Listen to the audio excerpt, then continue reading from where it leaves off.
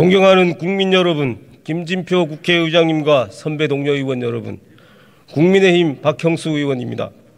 저는 오늘 이태원 참사 국정조사 결과 보고서 채택의 문제점에 대해 말씀드리기 위해 이 자리에 섰습니다.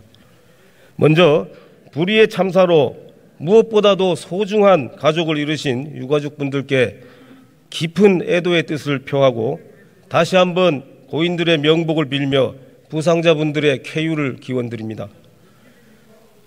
이번 이태원 참사 국정조사는 진상규명과 제도 개선, 재발방지책 마련이라는 목표하에 진행되었습니다만 애초부터 인력과 강제조사 수단의 제한 등으로 진상규명 자체에 한계가 있었습니다.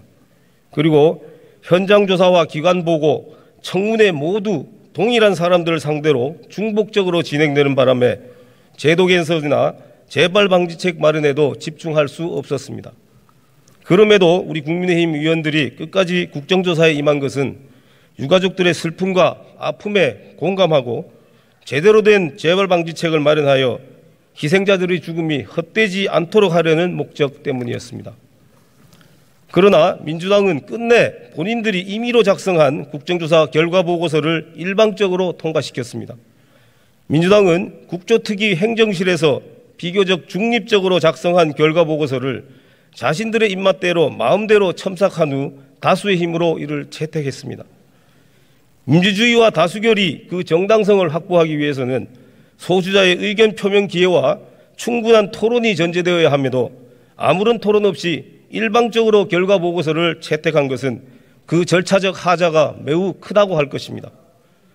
또한 보고서에는 대통령실 용산 이전에 따른 경비 인력의 과소 배치 및 마약범죄 단속 계획에 따른 질서유지 업무 소홀이라는 내용이 기재되어 있으나 이는 민주당의 일방적인 주장만 있었을 뿐 그 주장을 입증할 아무런 근거가 없었음에도 마치 사실인 것처럼 기재하여 진실을 호도하고 있습니다. 게다가 위증죄 고발은 국정조사 과정에서 논의조차 하지 않았을 뿐만 아니라 전혀 법리에도 맞지 않는 막무가내식 고발이라고 할 것입니다. 민주당은 행안부가 유가족 명단을 가지고 있지 않았다는 이상민 장관의 발언을 위증이라고 고발했습니다.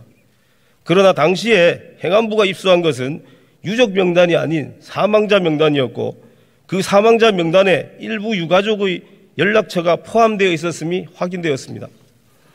당시 사망자 명단에 포함된 유가족의 성함과 연락처는 절반가량이 유가족의 이름조차 기재되어 있지 않았는데 어떻게 그것을 유가족 명단과 동일시할 수 있다는 것인지 이해가 되지 않습니다.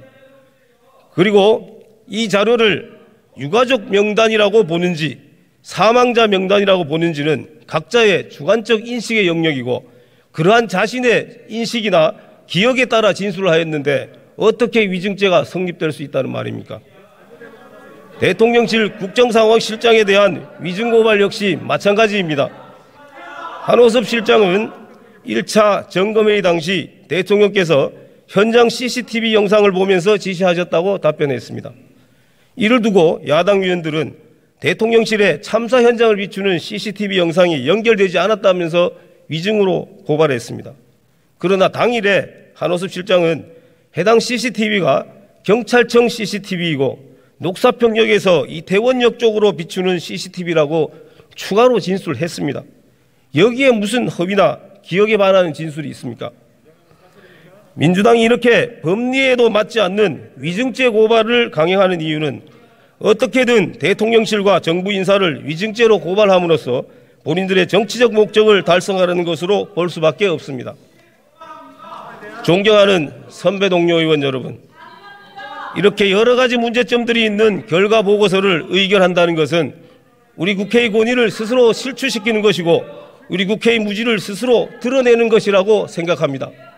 다만 우리 국민의힘은 이러한 지적과는 별개로 앞으로도 유가족 여러분들의 아픔을 치유하고 다시는 이러한 참사가 재발되지 않도록 하는 개선책 마련에 최선을 다하겠다는 말씀을 드립니다.